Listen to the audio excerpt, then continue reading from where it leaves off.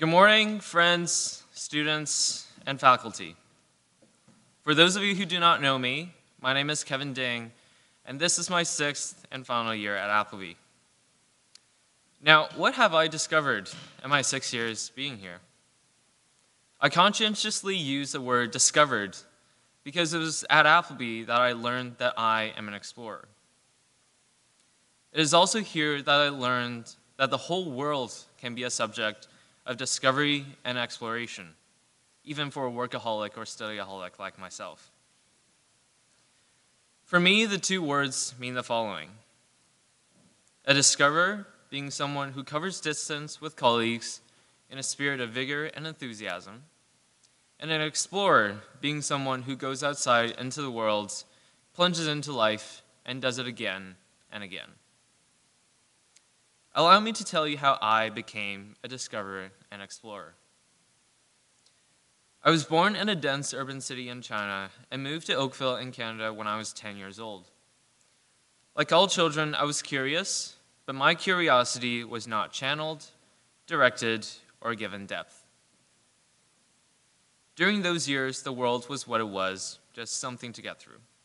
I was, I repeat, 10, and my curiosity was still largely fixated on what will happen in the next Winnie the Pooh or Toy Story movie. At Appleby, my curiosity found its home. Our world. Hold on, just our world, Kevin? What about the moon and the rest of our universe? Well, I'm kind of curious about that too, but I only have so much time to talk about it. Just over 3 years ago, I traveled with Appleby to Saskatoon, Saskatchewan, to conduct a research experiment on honeybees. Then, I went to Morocco to learn about the Arabic language and culture and help the local community with renovation projects along the way. Thereafter, I flew to Germany twice in the span of a year, once on a scholarship to learn German in a rural town in Lower Saxony, and a second time on a month-long exchange at Stiftung Luisenlund in Schleswig-Holstein, a state in northern Germany. Both trips were sehr gut. That's very good in German. A year later, I found myself in the middle of the Costa Rican rainforest in plus 40 degrees heat, along with 14 Appleby Explorer boys. You know who you are. We mixed concrete, built bridges, and paved roads, only to find 1 week after that trip ended that I was on a dog sled in northern Ontario in minus 40 weather with an expedition of 14 people and 40 Alaskan sled dogs. You know who you are, dogs. And thanks for coming today. They're at the back with my family.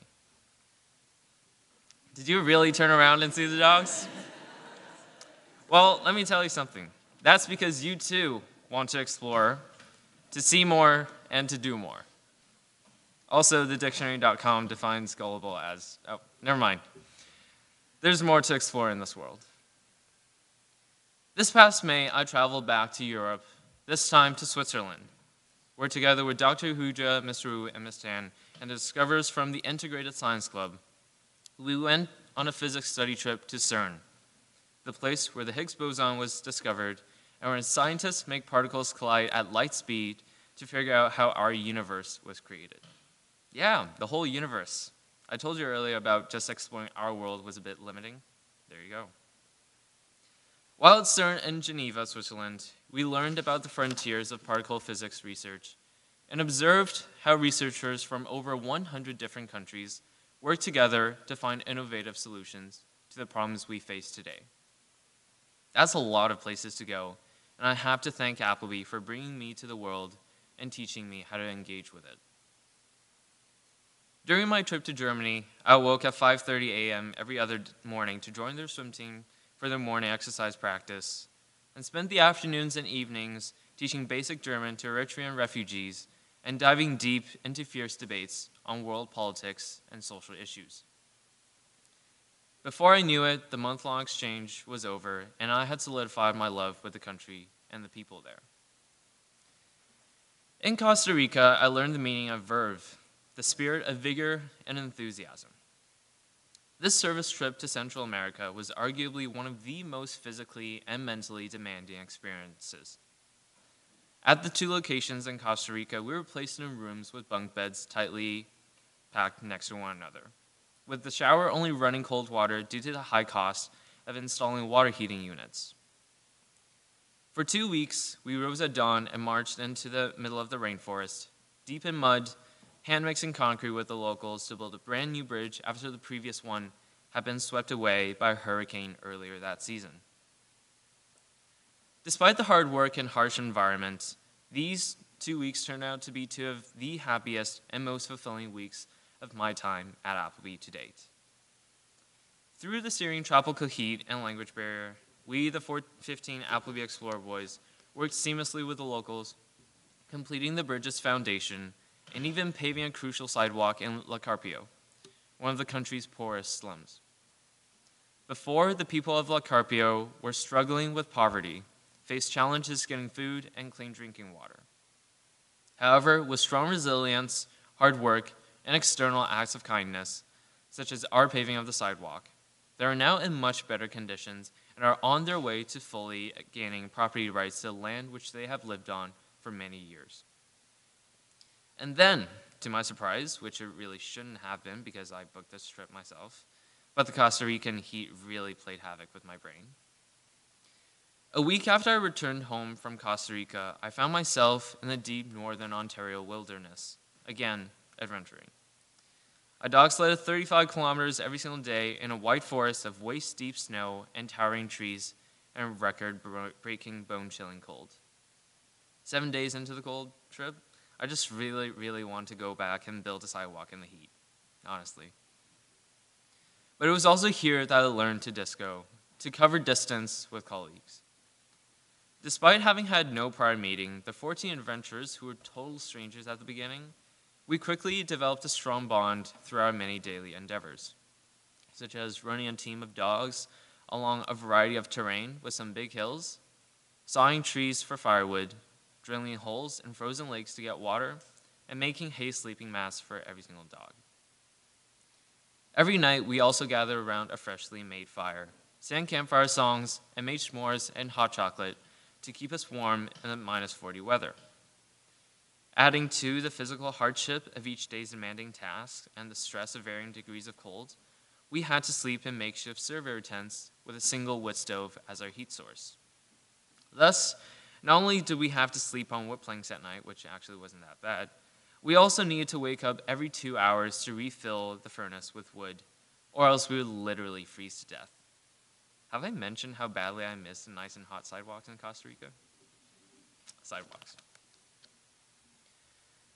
Looking back at the years which have passed, I want to thank Appleby for allowing me to travel, to see, to feel, to discover, and to explore. By dedicating time away from the routine school life, I spent almost 900 school hours, equivalent of almost 8 months of the academic calendar year in global studies.